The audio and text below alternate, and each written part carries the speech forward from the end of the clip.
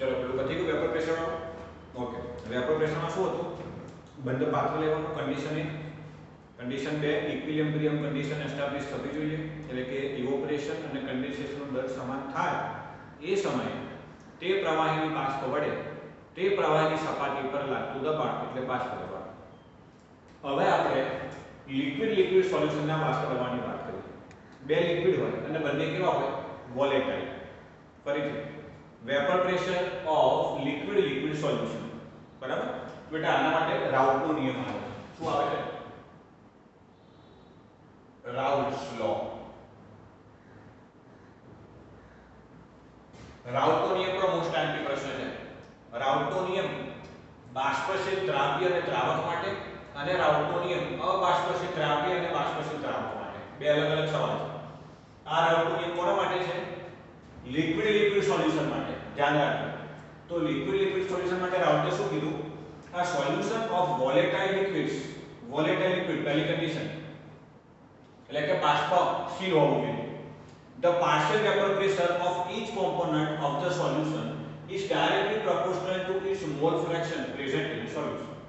શું મતલબ થાય કે જો બંને બાષ્પશીલ પ્રવાહી લેવામાં આવે અને તેમાંથી દ્રાવણ બનાવવામાં આવે તો પર્ટિક્યુલર કોઈ એક દ્રાવ્યનું બાષ્પ દબાણ તે દ્રાવ્યના મોલ અંશના સમપ્રમાણમાં હોય. જો અહીંયા પણ આપણે મોલ અંશ લઈએ છીએ. કેમ લઈએ છીએ મેં તમને કીધું. ધારો કે મારી પાસે છે પાણી, બાષ્પશીલ છે તો કે હા. બીજી બાજુ છે આલ્કોહોલ, બાષ્પશીલ છે હા. તો બંને બાષ્પશીલ પ્રવાહીને એકબીજામાં મિશ્ર કરી એક દ્રાવણ બનાવવામાં આવે તો હવે મારે ધારો કે આલ્કોહોલ દ્વારા લાગતું બાષ્પ દબાણ અને પાણી દ્વારા લાગતું બાષ્પ દબાણ શોધવું હોય તો એ બાષ્પ દબાણ એ જે તે પદાર્થના મોલ અંશ ઉપર જ આધાર રાખે. બરાબર? ફોર એક્ઝામ્પલ અહીંયા ધ્યાન આપજો. બંધ પાત્ર છે. બરાબર?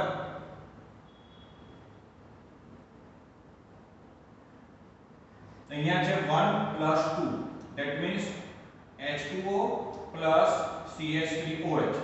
બરાબર? ચલો આને હું ગરમ કરીશ એટલે બાષ્પ બનશે. શું આ બાષ્પ ખાલી પાણીની છે? ના, આ તો દ્રાવણ છે. દ્રાવણમાં કયા કયા ઘટક છે? H2O અને CH3OH. તો આ બાષ્પ કોની હશે? આની અને આની બંનેની. તો એ બાષ્પ દ્વારા લાગતું દબાણ કેટલું એ શોધવું હોય તો ધારો કે આને મેં કોમ્પોનન્ટ 1 કીધું તો P1 proportional to X1 એટલે કેટલા H2O ના મોલ અંશ છે એટલું H2O નું બાષ્પ દબાણ થશે. કેટલા આલ્કોહોલ ના મોલ અંશ છે એટલું આલ્કોહોલ નું બાષ્પ દબાણ થશે. તો એવી રીતે મારે P2 લખવું હોય તો P2 proportional to mole fraction of 2. અચ્છા, હવે ચલેજનો સંકેત દૂર કરીએ તો P1 = P1 not X1. ચલેજનો સંકેત દૂર કર્યો અને P2 = P2 not X2. બરાબર? સમજો જ્યાં P1 અને P2 not જ્યાં P1 not અને P2 not શુદ્ધ સ્વરૂપે રહેલા દ્રાવકના બાષ્પ દબાણ છે. એના મતલબ એમ થયો કે જ્યારે માત્ર પાણી હતું ત્યારે એની જે બાષ્પ બની એના દ્વારા જે દબાણ લાગ્યું એને મેં કહી દીધું P1 not. જ્યારે એકલો આલ્કોહોલ હતો એની જે બાષ્પ બની એના દ્વારા જે દબાણ લાગ્યું એને મેં કહી દીધું P2 not. હવે જ્યારે બંનેને ભેગા કર્યા તો બાષ્પ પણ બંનેની ભેગી બની. તો હવે આલ્કોહોલની બાષ્પ દ્વારા કેટલું બાષ્પ દબાણ લાગે છે તો એને કહેવાય P2. પાણીની બાષ્પ દ્વારા કેટલું બાષ્પ દબાણ લાગે છે તો P1. એ કોની પર આધાર રાખે છે તો કે પાણીના અને આલ્કોહોલના મોલ અંશ ઉપર. એટલે અહીંયા P1 = P1 not X1 અને P2 = P2 not X2. હવે ડાલ્ટનના આંશિક દબાણના નિયમ અનુસાર મારે દ્રાવણનું ટોટલ બાષ્પ દબાણ જોઈતું હોય P total તો P1 + P2 કરવું પડે. મારે P total જોઈતું હોય આખું દ્રાવણ દ્વારા લાગતું બાષ્પ દબાણ તો P1 + P2 કરવું પડે. તો P1 એટલે શું તો P1 not X1 પ્લસ અહીંયા આવશે P2 not X2 બરાબર. X1 ની જગ્યાએ 1 - X2 લખાય ટોટલ મોલ અંશ 1 થવા જોઈએ ને. તો P1 not = 1 - X2 plus P2 not X2. P1 અંદર મૂકી લો તો P1 not - P1 not X2 plus P2 not X2 X2 common બરાબર P1 not - P1 not plus P2 not into X2. તો આ P ટોટલ થયું. એનો મતલબ એમ થયો કે દ્રાવણનું કુલ બાષ્પ દબાણ એ જે તે ઘટકમાંથી કોઈ પણ એક ઘટકના મોલ અંશ સાથે સમપ્રમાણમાં હોય. અહીંયા તમે x1 ની જગ્યાએ 1 - x2 લખ્યું, એના બદલે અહીંયા x2 ની જગ્યાએ 1 - x1 લખ્યું હોત તો છેલ્લે સૂત્રમાં x1 આવે. એટલે કે દ્રાવણનું કુલ બાષ્પ દબાણ એ કોઈ પણ એક કોમ્પોનન્ટના મોલ સાથે સીધો સંબંધ ધરાવે છે. એની સાથે વેરીએબલ પણ હોય. એટલે આ પ્રશ્ન તમે ચોપડીમાંથી વાંચશો ને તો પછી 3 મુદ્દા આપેલા છે. એ 3 મુદ્દા ધ્યાનથી સમજી લેજો. અને એનો ગ્રાફ બહુ જ ઇમ્પોર્ટન્ટ છે, એ ધ્યાન આપજો. અહીંયા બેટા હું લઉં છું મોલ ફ્રેક્શન અને અહીંયા હું લઉં છું વેપર પ્રેશર, બાષ્પ દબાણ. બરાબર. હવે આ ઉગમ બિંદુ પાસે મેં કોમ્પોનન્ટ 1 લીધો 0, કોમ્પોનન્ટ 1 લીધો 1 અને કોમ્પોનન્ટ 2 લીધો 0. એવી રીતે આ બિંદુ પાસે કોમ્પોનન્ટ 1 0 લઉં છું અને કોમ્પોનન્ટ 2 1 લઉં છું. મેં તમને મોલ અંશ ગણતરી વખતે કીધું હતું કે મોલ ફ્રેક્શન 0 નો મતલબ શું થાય? પદાર્થ છે જ નહીં. અને મોલ ફ્રેક્શન 1 નો શું મતલબ થાય? શુદ્ધ પદાર્થ છે. એક વાર જોઈ લેજો. મોલ ફ્રેક્શન 0 મતલબ બીજો કોઈ પદાર્થ નથી અને મોલ ફ્રેક્શન 1 મતલબ શુદ્ધ પદાર્થ છે. એવી રીતે અહીંયા હવે જો અહીંયા માત્ર મોલ ફ્રેક્શન 1 હોય, માત્ર મોલ ફ્રેક્શન 1, ધેટ મીન્સ 1 એટલે કોને કહીએ છીએ આપણે? પાણીને. ધેટ મીન્સ અહીંયા માત્ર પાણી છે. તો શુદ્ધ પાણીનું બાષ્પ દબાણ એને આપણે P1 નોટ કહીએ છીએ. બરાબર ને? શુદ્ધ પાણીનું બાષ્પ દબાણ આપણે શું કહીએ છીએ? P1 not. એવી રીતે અહીંયા માત્ર 2 છે તો આ 2 ના બાષ્પ દબાણને શું કહીશું? તો એને કહીશું P2 નોટ. હવે સમજો, અહીંયા x2 0, અહીંયા x2 1. હવે ખાલી આને ધ્યાનમાં લો. x2 0, x2 1. તો જેમ જેમ મોલ અંશ વધતા જશે તેમ તેમ બાષ્પ દબાણ વધતું જશે. P is directly proportional to x. જેમ જેમ મોલ અંશ વધતા જશે તેમ તેમ બાષ્પ દબાણ વધતું જશે લિનિયર ફેઝમાં, એટલે કે રેખીય રીતે. તો 0 થી 1 ગયા એમ બાષ્પ દબાણ વધે વધે વધે વધે વધે વધે વધે. પડી ખબર? હવે આને ધ્યાનમાં લો. 0 થી 1, અહીંયા પણ 0 હતું, અહીંયા 1 થયું એટલે મોલ ફ્રેક્શન વધે તો બાષ્પ દબાણ વધે વધે વધે વધે વધે વધે વધે વધે અહીંયા આ શું બતાવે છે? માત્ર શુદ્ધ દ્રાવક 2 એટલે આ એનું બાષ્પ દબાણ. બરાબર. આ શું બતાવે છે? તો માત્ર શુદ્ધ દ્રાવક 1 એનું બાષ્પ દબાણ. અને આ શું બતાવે છે? તો કે આ P ટોટલ બતાવે છે. P ટોટલ બરાબર P1 P2. બોલો પડે ખબર કે નહીં? આ ગ્રાફ ધ્યાનથી સમજી લેજો. ચોપડીમાં ધ્યાનથી જોઈ પણ લેજો. તો આ થઈ ગયો રાઉટનો નિયમ ફોર લિક્વિડ સોલ્યુશન. બંને કેવા હોવા જોઈએ? વોલેટાઇલ. તો સાહેબ સોલિડ લિક્વિડ હોય તો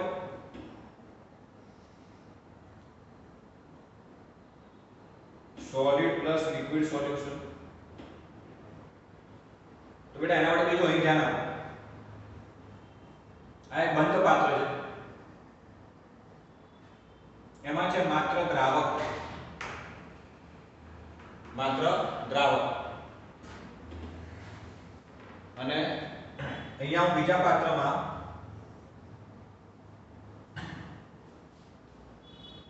દ્રાવક વત્તા દ્રાવ્ય લઉં છું. દ્રાવક વત્તા દ્રાવ્ય. બરાબર. અને આ દ્રાવ્ય કયો છે? સોલિડ ફોર્મમાં. આ દ્રાવ્ય કેવો છે? સોલિડ ફોર્મમાં. ફરીથી અહીંયા રાખો, જો બંને બંધ પાત્ર છે. પહેલા પાત્રમાં મેં શુદ્ધ દ્રાવક લીધો તો શુદ્ધ દ્રાવકનું બાષ્પ દબાણ કહી દઉં P0. બરાબર. અહીંયા મેં દ્રાવકની અંદર દ્રાવ્ય નાખી દીધું. એ દ્રાવ્ય કયો છે? ઘન. હવે બેટા ઘન પદાર્થ વોલેટાઇલ ના હોય. ઘન પદાર્થ વોલેટાઇલ ના હોય. અચ્છા, અહીંયા જે બાષ્પ બનતી હતી એ માત્ર દ્રાવકની બનતી હતી. હવે અહીંયા જે બાષ્પ બનશે એ પણ બનશે તો માત્ર દ્રાવકની. કેમ? તો કે દ્રાવ્ય તો વોલેટાઇલ છે જ નહીં. પણ દ્રાવ્ય આવી ગયા એટલે જેટલી બાષ્પ અહીં બનતી હતી એટલી બાષ્પ અહીં નહીં બને. જુઓ, અહીંયા જે સરફેસ ઉપર જેટલા બી અણુ પરમાણુઓ હતા એ બધા માત્ર દ્રાવકના હતા. હવે આ સરફેસ ઉપર જે પરમાણુઓ આવશે એ દ્રાવ્ય, આ દ્રાવ્યનો, આ દ્રાવકનો, આ દ્રાવ્યનો, આ દ્રાવકનો, દ્રાવ્યનો, આ દ્રાવકનો. હવે દ્રાવ્ય છે એ તો વોલેટાઇલ છે નહીં એટલે એની બાષ્પ બનવાની નથી. એટલે અહીંયા બાષ્પનું પ્રમાણ ઘટશે. એટલે બાષ્પનું પ્રમાણ ઘટે એટલે આના કરતા બાષ્પ દબાણ ઘટે. એટલે ધારો કે આને કહી દઉં કે વેપર પ્રેશર PS અને આને કીધું P નોટ, તો એટલી ખબર પડી ગઈ કે P not is greater than PS. હું બોલવે ધ્યાનથી સાંભળજો.